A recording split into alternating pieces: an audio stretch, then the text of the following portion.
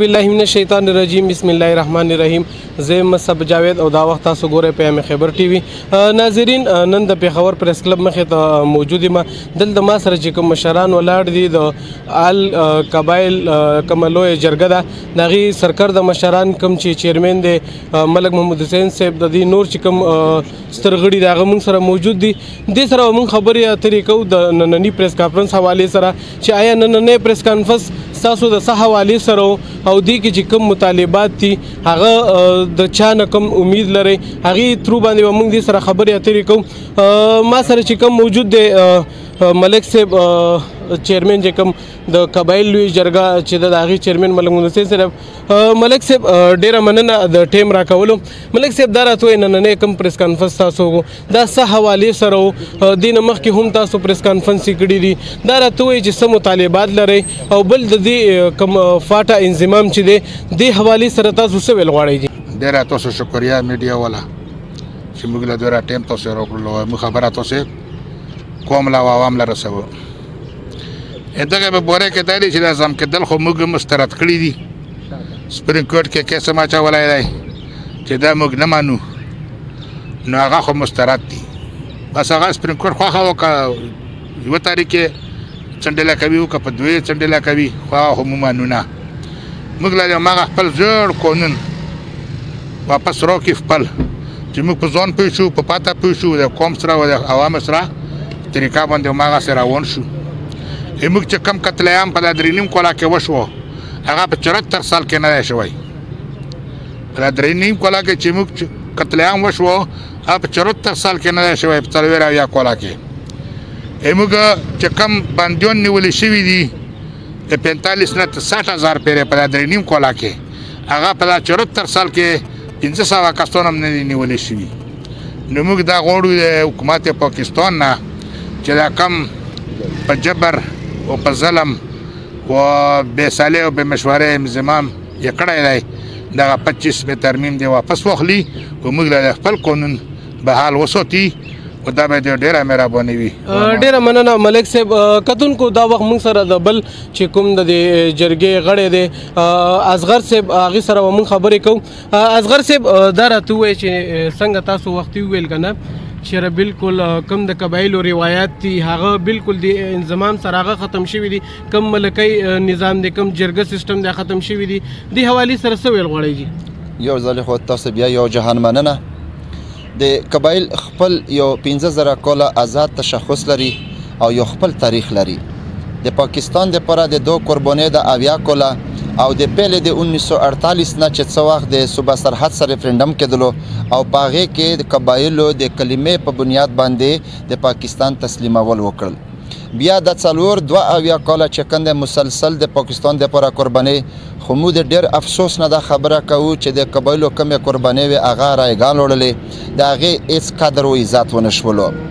د ریاست پاکستان چې کومې ادارې دي او کم سیاستدانان دي یا کومه بیروکراسي ده هغه هم د ظلم یو انتها شروع کړی ده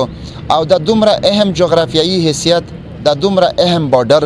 او د تاریخ دومره لوی قبایل او د هغو سره په دغه طریقه باندې سلوک کول دا چې کوم دی یو غیر انساني فعل دی د دغه نن پرنس کانفرنس مقصد دا و چې د قبایلو کم مشکلات دي او په قبایلو باندې اوس چې کم د حالاتو په وجه او د اکانومي په وجه باندې خودکشي روانې دي ولته ټارګټ کیلنګ روان دی ولته دشمنۍ روانې دي په ځمکو باندې دشمنۍ روانې دي او د اربن ایریا چې کم مافیاز دي کم بزنسمین دي کم پولیټیکل مافیاز دي هغه لګیا دي د مو په ځمکو باندې چې کم د قبضې کوي او د مو چې کم اغوا برای توان شروع شوي دي مو په دغه پرنس کانفرنس کې دا کوشش کولو چې حکم باله مو یو ځل بیا خپل اواز ورسوو او دا ورته وښیو چې د قبایلو سره کم ظلم روان کړی دی دا بند کا مو به مجبوره شو چې خپل اواز بیرون دنیا له مو ورسوو سردار صاحب دا راته ووایي که نه چې به د تیر بلدیاتي الیکشن کې د ادم خیلو چې کومه علاقه کلاخیل دی په هغې کې 4 پولنګ سټیشن یې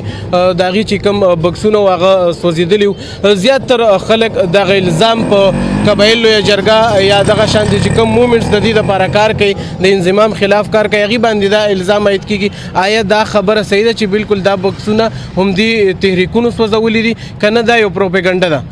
د ټولو نه اول خو دا ده چې پوښتنه ده وشي چې عمران خان وزیر اعظم چې څه وخت په پارلمان باندې حمله وکړله د وزیر اعظم نه د پارلمان د حملې پوښتنه وشي.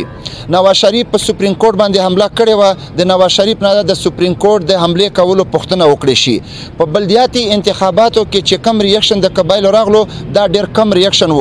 کم ظلم چې کم د ادارو وکړلو د ریاست پاکستان طرف نه چې کم ظلم روان دی او په هغې کې د قبایلو چې کم ریاکشن دی دا لا هېڅ ریاکشن نه دی. د دې نه سخت ریاکشن هم راتلی شي او د دې نه سخت حالات او ناګزیر حالات نور هم جوړېدی شي. دا راته ووایې که نه چې څنګه تاسو په پریس کانفرنس کې خبره وکړه چې دا دغه کې ده چې زموږ کم مشرانو هغه په خپل کورونو کې موجود وو خو په اف آی آر کې د دغه مشرانو نامې راغلي دي، نو څه ویل غواړئ دې حوالې سره؟ مونږ دا وایو چې صوبایي حکومت او بیا خاص کر فیډریشن ته مونږ خواست کوو چې د صوبایي حکومت کمې ادارې دي دغو ظلمونه شروع کړي، هغه که اکسایز دی، هغه که ټیکسز دي، که هغه انټي نارکوټیک فورس دی او هغه که پولیس دی.